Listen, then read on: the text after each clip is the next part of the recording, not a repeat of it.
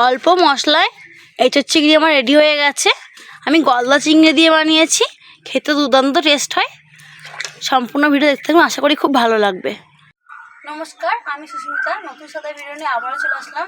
আজকে বানাবো অনুষ্ঠান বাড়ির মতন এঁচোড় চিংড়ি। খেতে কিন্তু খুব ভালো লাগে। বাজার থেকে আমি এঁচোড় কিনে নিয়ে এসেছি। এখন এঁচোড়টা ছাড়িয়ে কিন্তু বিক্রি হয়, বাড়িতে এনে কাটতে কিন্তু সুবিধা হয়। প্রথমে এঁচোড় আলুটাকে কেটে নেব। একটু বড় সাইজে গলদা চিংড়ি নিয়েছি, ছাড়িয়ে পরিষ্কার করে রেখে দিয়েছি। আপনারা চাইলে ছোটো চিংড়ি মাছও নিতে পারেন।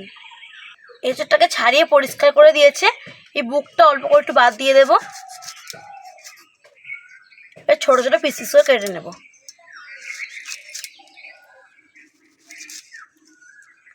ঠিক এমন করে এঁচোড়টাকে আমি কেটে নিচ্ছি। সম্পূর্ণ এঁচোড়টা আমার কাটা হয়ে গেছে। 3টে আলু নিয়েছি, ডুমো ডুমো করে কেটে নিচ্ছি। খুব বড়ও না, খুব ছোটো না, মাঝারি সাইজ করে কেটে নিয়েছি।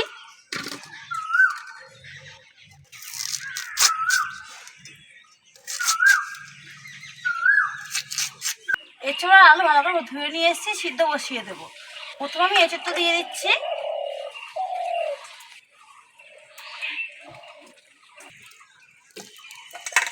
এঁচোড়টা সিদ্ধ টাইম লাগে বলে এঁচোড়টা প্রথমে দিলাম, আলুটাকে এখন দেবো না। এঁচোড়টা অর্ধেকটা সিদ্ধ হওয়ার পরে আলুটাকে দেব। সামান্য নুন দিয়ে দিচ্ছি,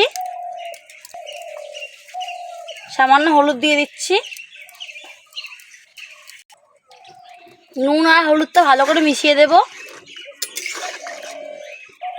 ঢাকা দিয়ে এঁচোড়টাকে অর্ধেকটা সিদ্ধ করে নেব।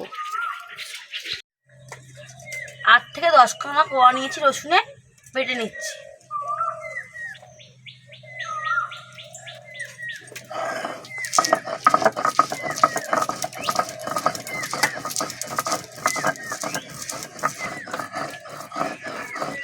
রসুনগুলো বাটা হয়ে গেছে, বেশ কিছুটা আদা ছাড়িয়ে রেখে দিয়েছি, বেটে নেব।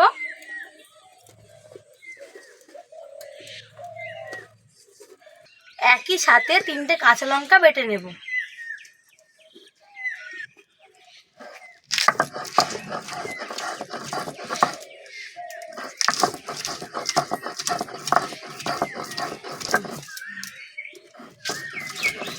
আদা কাঁচা লঙ্কাটা বাটতে বাটতে দেখে নেবো এঁচোড়টা সিদ্ধ হয়ে গেছে কিনা।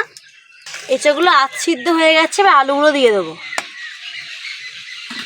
কেটে রাখা আলুগুলো দিয়ে দিচ্ছি।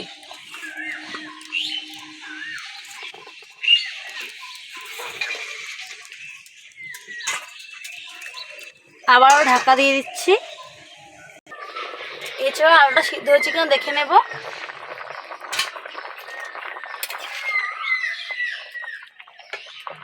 ভালোভাবে সিদ্ধ হয়ে গেছে, আমি নামিয়ে নেব।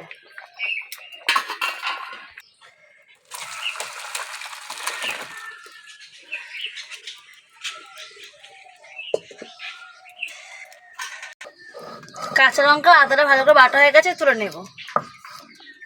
আমি রসুন আদা আর লঙ্কা একসঙ্গে রেখে দিয়েছি।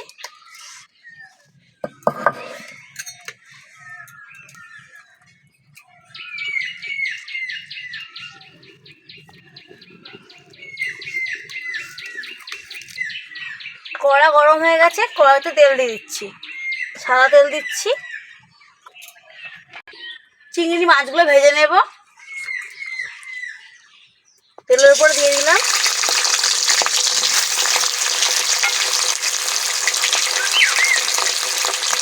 সামান্য নুন দিয়ে দিচ্ছি, সামান্য হলুদ গুঁড়ো দিচ্ছি।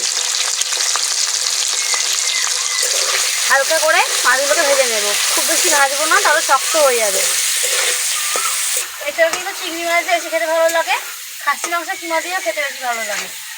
শুধু অতটা খেতে ভালো লাগে না, চেষ্টা করবেন চিংড়ি মাছ না খাসি মাংস কিমা দিয়ে করতে। মাছগুলো হালকা করে ভাজা হয়ে গেছে, তুলে নেব।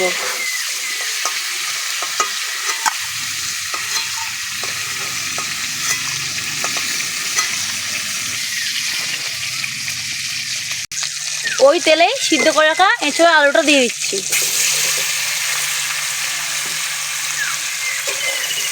লাল লাল করে ভেজে নেব।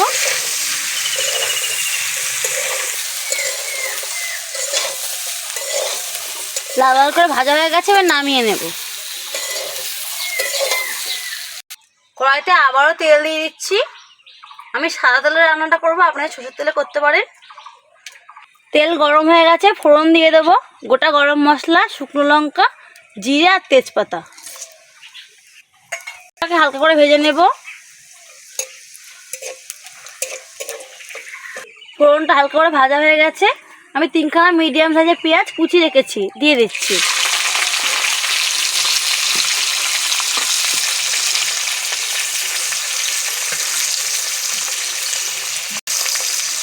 সামান্য নুন দিয়ে দেব। পেঁয়াজগুলো ভালো করে ভেজে নেব। নুন দেওয়ার জন্য পেঁয়াজটা সিদ্ধ হয়ে যাবে। পেঁয়াজটা ভালো করে ভাজা হয়ে গেছে, আদা রসুন বাটাটা দিয়ে দেবো। আদা রসুন আর কাঁচা লঙ্কা বাটাটা দিয়ে দিচ্ছি। একটা টমেটো কেটে রেখে দিয়েছি, দিয়ে দিচ্ছি। ভালো করে মশলাটাকে ভেজে নেব।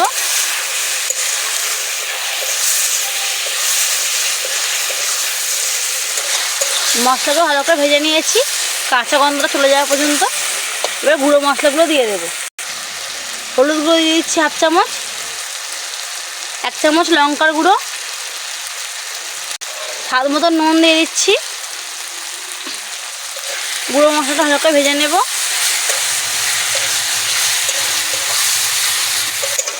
মশলা ভালো করে ভেজে নিয়েছি, মশলায় তেল ছেড়ে এসছে। ভেজে রাখা আলু আর এঁচোড়টা দিয়ে দিচ্ছি। একই সাথে ভেজে রাখা চিংড়ি মাছটাও দিয়ে দেব। আলু, এঁচোড় আর চিংড়ি মাছটা ভালো করে কষিয়ে নেব। একটু সময় নিয়ে কষাতে হবে, ঠিক যেমন করে আমরা মাংস কষাই তেমনভাবে কষিয়ে নেব। প্রয়োজন হলে অল্প অল্প করে জল দিয়ে দেবো মাঝে মাঝে।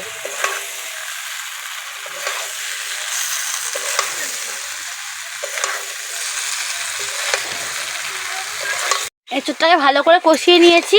আমি 5 মিনিট ধরে কষাচ্ছিলাম, মাঝে মাঝে একটু জল দিয়ে দিয়েছি। এবার জল দিয়ে দেবো পরিমাণ মতন।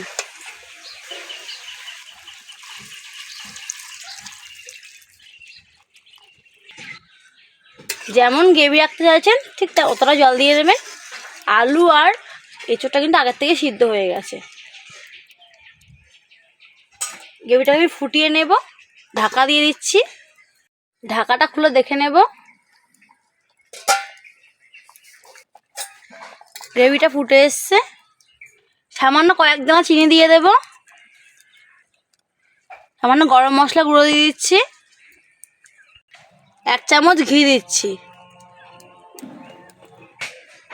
গরম মশলা আর ঘিটা ভালো করে মিশিয়ে নেব গ্রেভির সাথে। অল্প মশলায় এঁচোড় চিংড়ি কিন্তু আমার রেডি হয়ে গেছে। খেতে কিন্তু অনুষ্ঠান বাড়ির মতনই হবে। আপনারা চাইলে কষা কষাও করতে পারেন, আমি একটু গ্রেভি রেখে দিয়েছি। নামিয়ে নেব।